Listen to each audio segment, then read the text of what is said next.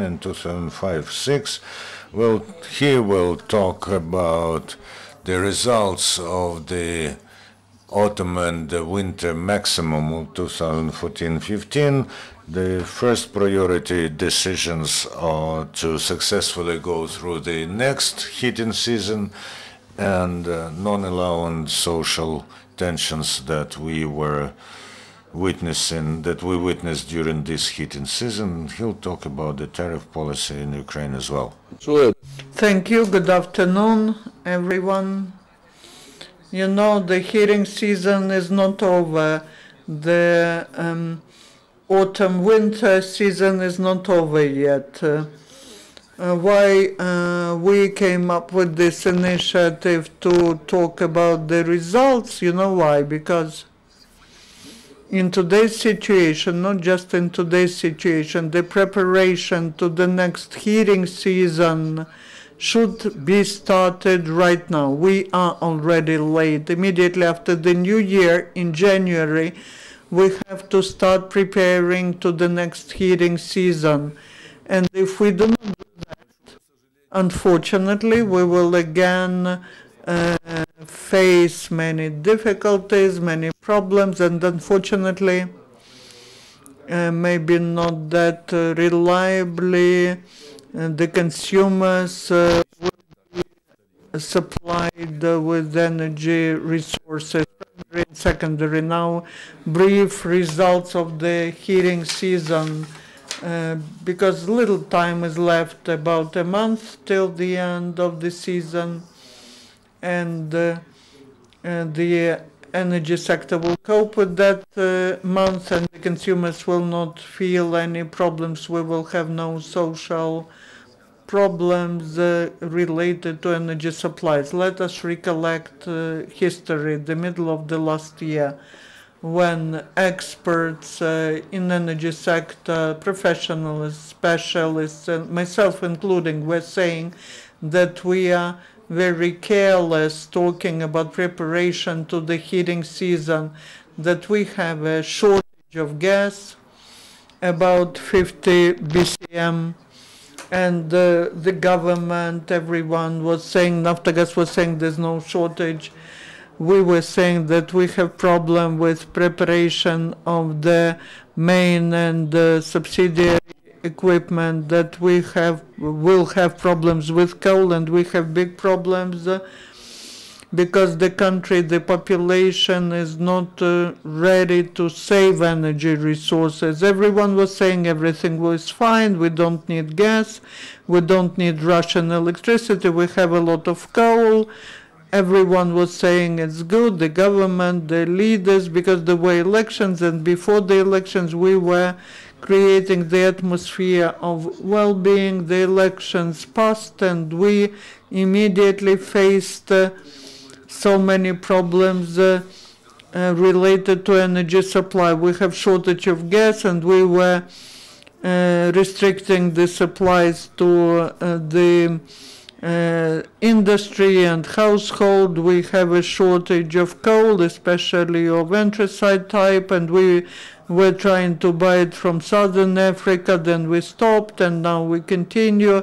We have a problem with generation, with distribution networks, and now we are in the period of time when the specialists in energy sector are putting all their efforts, intellectual and physical, especially in ATO zone, when the power plants and electricity supply grids were broken, when the equipment was restored under shellings, and this way the integrity of energy system of the country was ensured.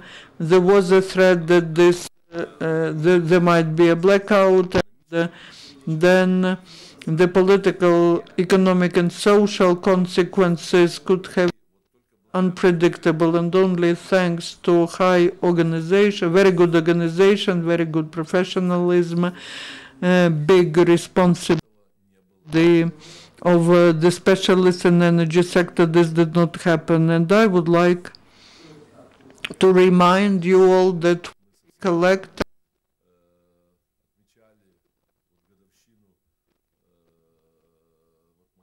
of Maidan. We were commemorating the Heavenly 100, and I would like you to recollect the events in Kiev when energy sector was ensuring, despite anything, the electricity for all the facilities, when you could not get close to places, when the load was 2.5, 3 times higher than the norms, but that has been done in energy supply, especially of the central part of the city during these events, because there were so many people living in the central part of Kiev. They were supplied, we were supplying electricity and heating. Now, talking about the next heating season, we need to do now what we have not been doing before. First, we need to mobilize, we need to get all the authorities and consumers, both industrial and household, and they are to get prepared to heating season. They need to start saving primary energy resources, coal, gas, uranium, oil, and secondary resources which are produced from primary heating, electricity, hydro resource, and biofuel and solar energy. We also now need to develop the energy balance of the countries. When we calculate how much of primary and secondary resources we have, we will distribute that via the prism of every settlement and every company. Then we will understand what is the real shortage, where we can compensate it, or maybe we can do something quickly to enhance the production of own energy resources, gas, oil, and coal. And if we have shortage, then we should see where we can buy it, at what price.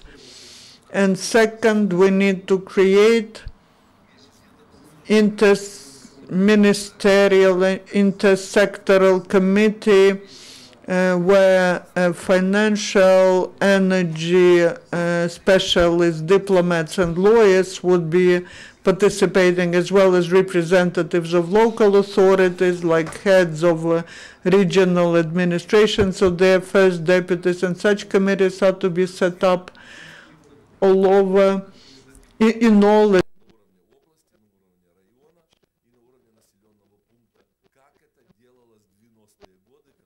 the 90s, when we were surviving very serious crises. We also need to organizationally stabilize the sector and depolitize, get it depolitized. We now have a personnel chaos in the period of heating season, when not just the minister but the heads of all key energy companies are appointed according to some very complicated algorithm. The professionals are appointed, and also the heads who do not know this sector, some young people who do not understand the ABCs of the operation of energy sector. And that is for the first time in the years of independence of Ukraine when we have such personnel policy. I believe that's for the first time in the energy sector. And this is, I believe, our Ukrainian know-how, which is not understandable for me when, without any arguments, people are appointed to the executive positions. As to getting it depoliticized, I would like to draw your attention to the following. Energy companies. Energy sector. In the energy sector, we had the process of reorganization, restructuring, and privatization. We, the World Bank, Europe, EBRD, in the 90s and the beginning of 2000, there was a big requirement to get all the energy companies privatized, distributing, generating, with the exception of Energatom and some networks and it was privatized. Offshore companies could become the buyers according to the Ukrainian law, and all the privatized energy companies, natural monopolies which are in electricity supply, gas supply, they are owned by offshore companies somewhere in some islands. And who's behind, who's the owner, we can guess. Because of some indirect science, it's difficult. That's why they get registered of the owner of the offshore company. But because of some indirect actions, we understand this financial or that financial group is behind this or that company. And that is according to our legislation. What? Today, after my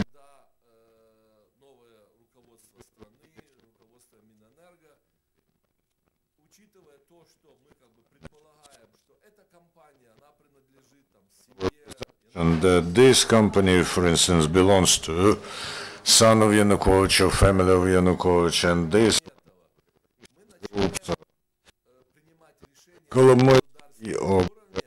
we start to adopt decisions to fight those presumed owners through collectives. You remember Sergei Leshchenko wrote that the energy ministry has sent 200 million to Yanukovych. I don't understand this.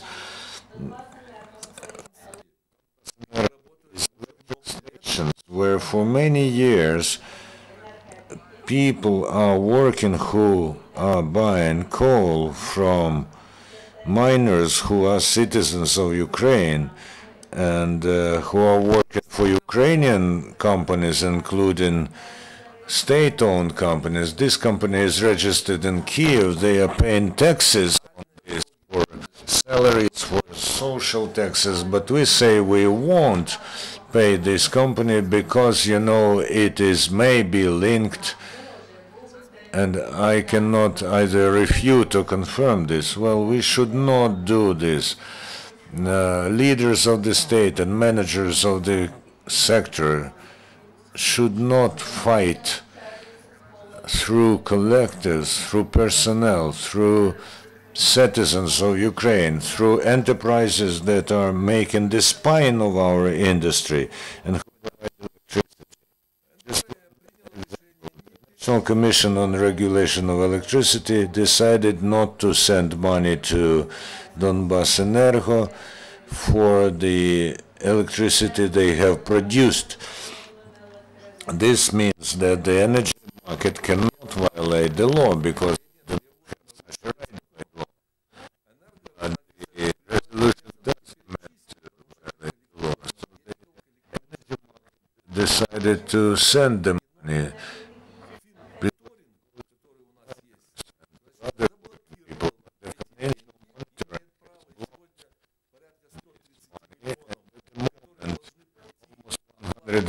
Million that should be going to the budget are blocked now. Where's the logic here? No logic at all.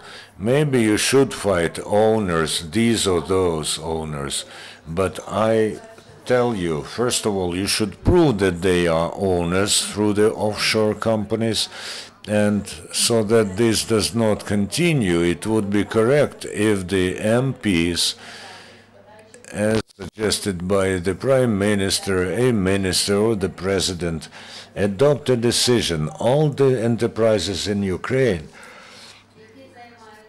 that are engaged in monopoly activity, like natural monopolies, electricity delivery, water supply, gas supply, and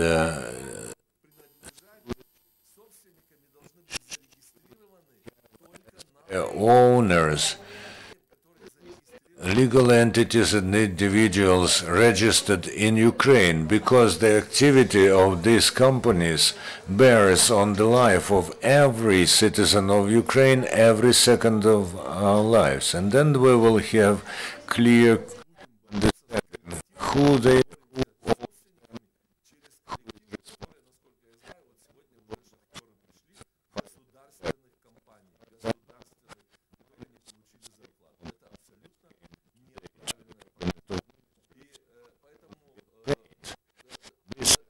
absolutely not correct, wrong. So this is the first thing that we need to do.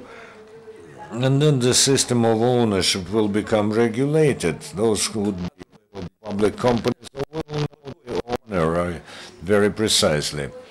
At the moment, from the information I have and from the people I know, and I've been working in the energy sector for almost 40 years, only representatives of one financial group are being.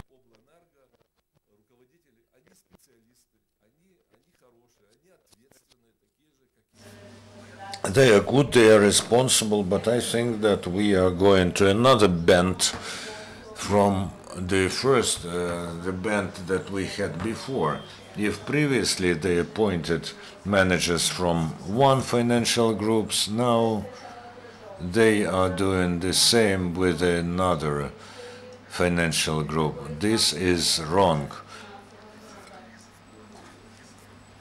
And I don't see here their patriotism, professionalism, or another P word.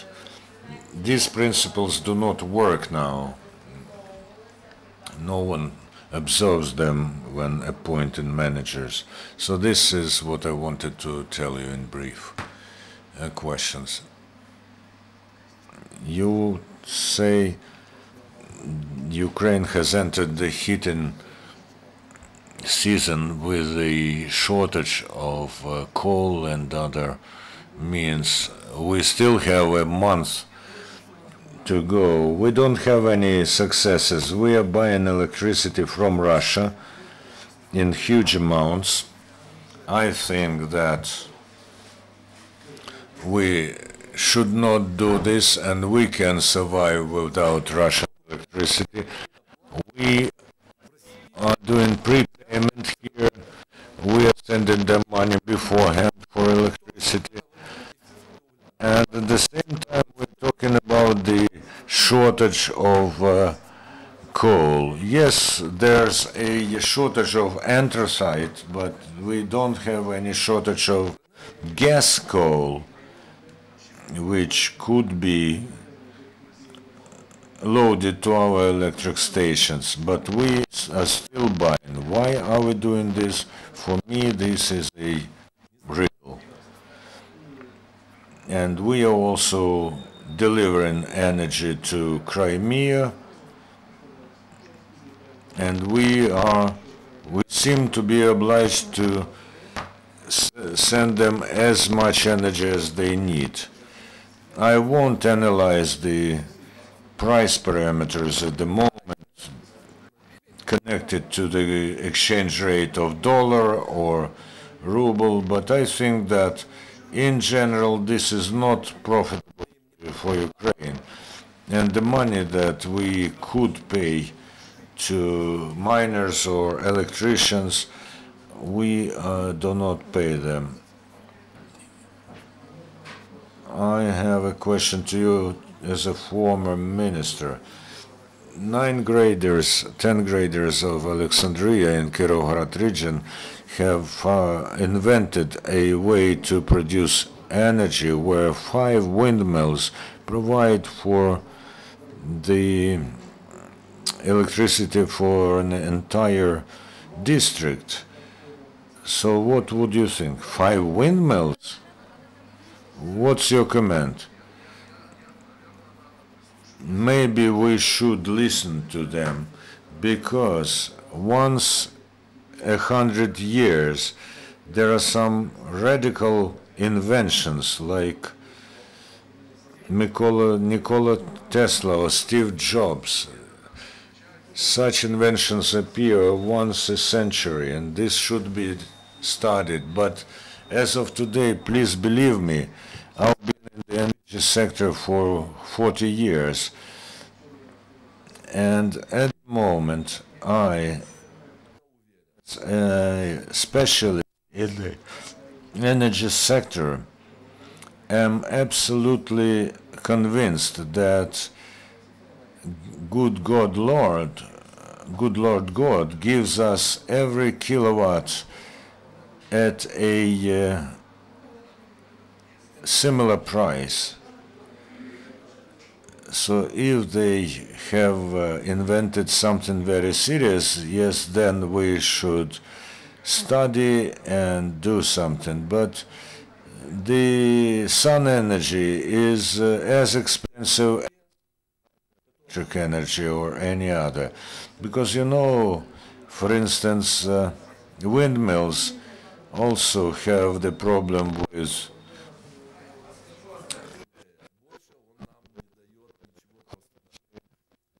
we have only stolen fire and flame from God, and He has punished us.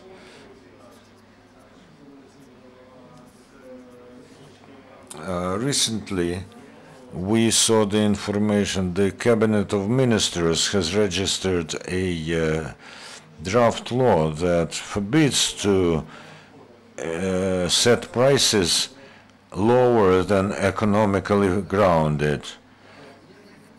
How do you think would this save the situation? I do not understand the logic of the work of some bodies of power. I worked for 3 governments, but now I do not understand when the president, during the session of the National Council for Defense of Security, says we need to buy electricity, and the Cabinet of Ministers says no, we don't need this. And I don't understand this. Then the president says not buy South Africa. The prosecutor's office detains the manager, and then we continue to buy this coal, but Zinevich is still under arrest. I do not understand. Energo signs a decree on the 29th of December, when they on the 29th of December sign a contract with Russia, but then in the first days of January, the Prime Minister says, I haven't seen this, show me those contracts. How can you conclude contracts for billions of dollars without informing the Prime Minister? And he says, yes, I know there was a work of commission, but we haven't seen the results of this work. As far as this draft law is concerned, I do not see any logic in it. When the National Commission defines the tariffs that actually coordinates the activity of the Cabinet of Ministers but is subordinated to the President, I don't see the logic. And of course the tariffs is what we need to regulate next, the tariff policy. We have a logical, non-logical price policy. This is another Ukrainian know-how. When with the energy capacity of energy resources, the distortion is 25 times. The tariffs are to be economically substantiated. There should be the targeted subsidies to the poorest population. They should be transparent, all the tariffs, all the components of any tariff of natural monopolies are to be transparent. We need to clearly understand how they are formed. And naturally, tariffs are to cost relative to the expenditures for the energy resources. And for that we have the national regulator which has to do that. Why they are not doing it, I don't know. Maybe because the commission is headed by a young man who's 24. He used to sell, I don't know, some sweets. He's 24. Can you imagine what his task is? All the natural monopolies. And another thing, the budget of the country is 470 billion. The budget of the country, the total. And the natural monopolies and the money that go via natural monopolies, 250 billion, more than half of the budget. If the budget of the country is distributed by the parliament, by the regional administrations, here the National Commission regulates, 7 persons regulate 250 billion. And the appointments are not logical. Today, our miners are criticizing the parliament, and there was a promise given that the coal mines will not be closed, but now they say that all those which are on subsidies will be closed, and there are numbers of people are reduced, and what do you believe? Should we close those coal mines which are not profitable, or should we modernize them? And this is the problem which is eternal. It's from the beginning of the independence of Ukraine. What to do with our coal sector? The volumes of subsidies, we were addressing it in the 90s and 99. I was the minister in 2005 and 6, and understanding how important this problem was. At my initiative, the energy, fuel and energy, I said the coal industry should have separate ministry, and we separated. You remember in 2006 there was a Ministry of Coal Industry created. What's happening now? Why the coal miners are protesting? There's always a problem, but when next to the lack of subsidies, when there's no money for coal mines to modernize them,